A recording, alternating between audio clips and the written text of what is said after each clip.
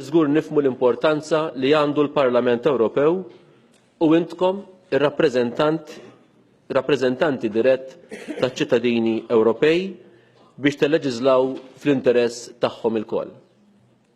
Ninsabu kburin li qed nassumu l-Presidenza tal-Kunsill tal-Unjoni Ewropea propju f'dan il-mument. Il-prinċipju ewlieni li se jgwida l-Presidenza tagħna huwa li nġibu momentum frisk u ġdid fix-xogħol li jġib liċ-ċittadini Ewropej aktar viċin xulxin.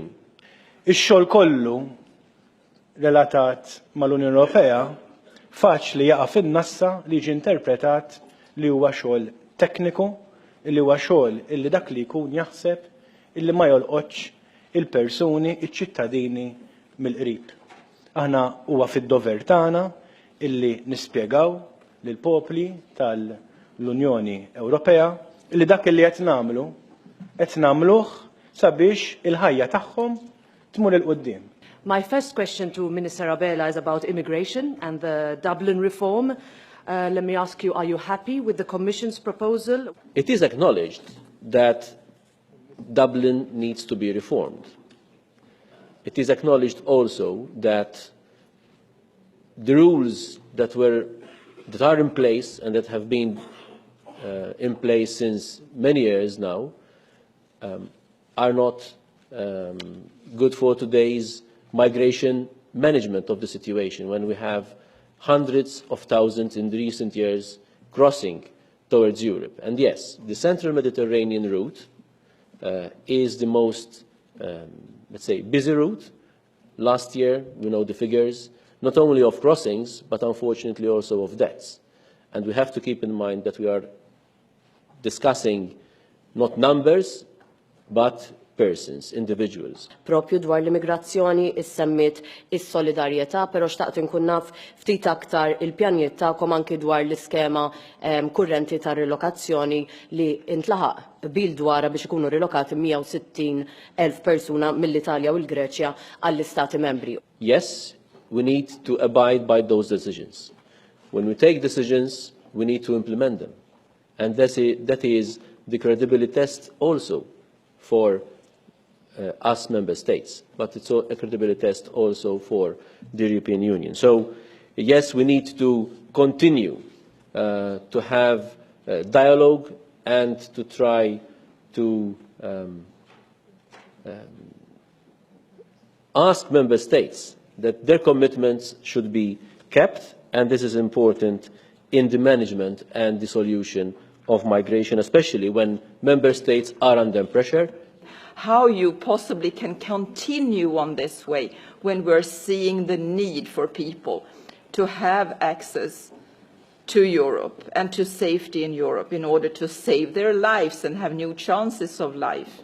Maybe it's not the right priority to extend that to former Soviet citizens and Chinese extremely rich individuals. On this issue, there was a discussion held here in this same committee on March 15, when the European Commission answered all questions and clarified very well any concerns on this issue by any member. Will you agree to establishing a blacklist of tax havens as the Commission has been proposing? This is about, indeed, fighting money laundering, fighting, for instance, Russian doll structures that I'm told are very common in your own country. And then, again, linked not just with, indeed, asylum, the integrity of the Schengen system, but as well with the fight against organized crime and terrorism.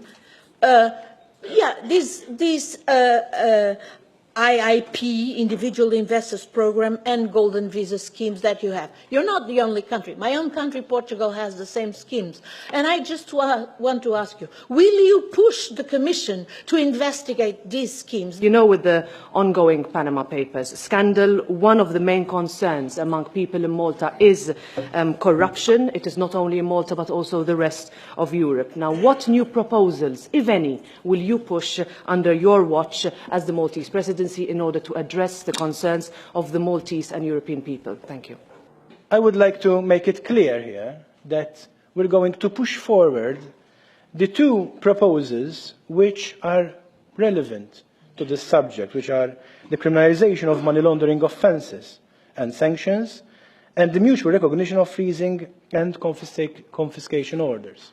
So if the question is, does Malta have the commitment to push forward and achieve as much progress as possible on those two instruments, a directive and a regulation? Yes, we have.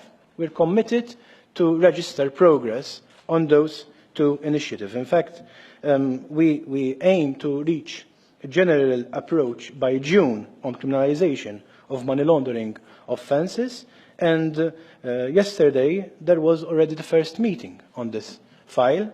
On the mutual recognition of freezing and confiscation orders, a meeting will take place tomorrow, so rest assured of our commitment.